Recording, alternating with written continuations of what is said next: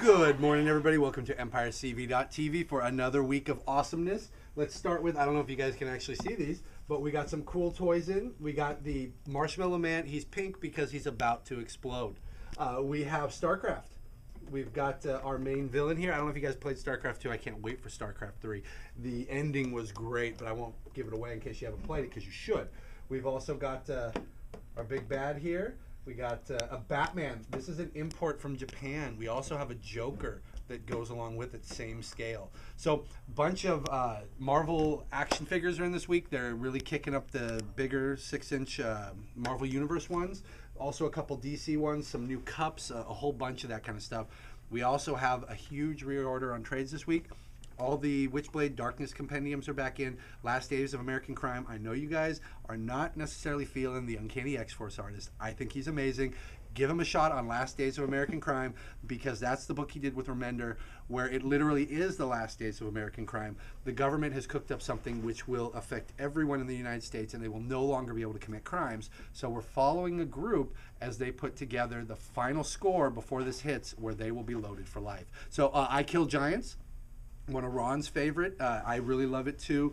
It is a story of a girl who kind of lives in this magical land, and she kills giants. She's surrounded by fairies. But there's a darker story going on in the background, because I guess we can't give it away. It has to be revealed. Yeah, we can't say anything. So I Kill Giants, excellent book. Tons of reorders this week. But let's get to the new stuff. The one that I think, well, there's a couple here that everybody's waiting for. This was the one I was waiting for. Saga, Brian K. Vaughn. This is a space epic. It is an oversized issue, #1, for the same price. It's $2.99. And it opens up with these two from different species. Before we go any farther, it's more of a they're comparing it to a Star Wars, a darker Star Wars. You've got this galactic war going on. These are the two main races. Each one of them is from the planet and its moon, and they've never got along. Their war has been going on for a long time, and they essentially farm out their war to other planets and hire on other species to do their dirty work. These two get together when he surrenders himself to her army. She's on the watch for him. They fall in love, go on the run, opens up with her giving birth, and kind of goes from there as both of their respective governments are after him. It was a good read. It's going to be a top shelf book, but it was really fun, and it's really hardcore science fiction. So that's #1. Let's go with a couple #1s. We also got Bendis' new book. Now that's 3 Avenger titles that Bendis is writing.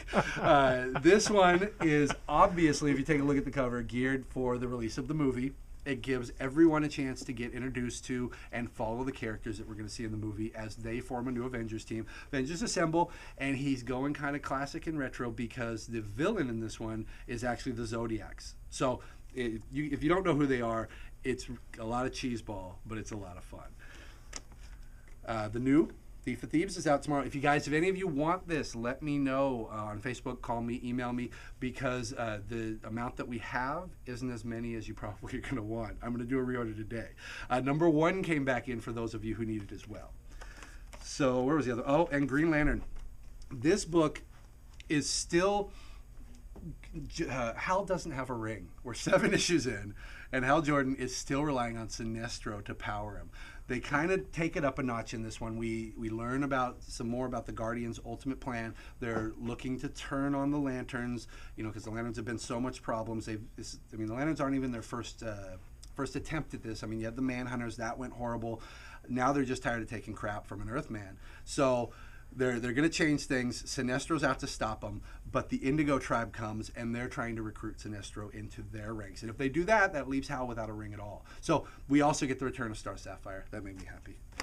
Let's see what else is in here. Glory. We got the new, the continuation of all the old Liefeld stuff done properly. We got Buffy. You can't say enough about. Look at that. That's so Buffy and Spike. The way it should be. They deserve a normal life. And they're never going to get the normal life, because that's not the way life works in a Whedon universe. And I'm rewatching Serenity and Firefly. It's so much fun. 13 episodes, 1 movie. If you guys haven't seen it, and I haven't pushed it on you yet, you guys need to watch it. People are still getting into this show. There's comic books for it. There's Shepherd's Tale. There's 2 3-issue graphic novels that you can get. So if you guys haven't checked those out, they're actually really neat, because what they do is one of them actually bridges the gap from the show to the movie, resolves a lot of things they couldn't introduce in the movie because they were doing it for a new audience. The other one is just a standalone episode, essentially. But Shepard's Tale, even though I didn't want to know everything about Shepard, when you read it and you see what they would have done given 5-6 years to spread this out, it's pretty intense and pretty phenomenal. Incredible Hulk. Everybody's been digging that one. We've still got Portatio on here. I hope Silvestri's coming back. Scarlet Spider for all you fans. And, oh, this is one that we've really been looking forward to. Suicide Squad. Is that not one of the most disturbing covers? I mean, look at what Harley is doing.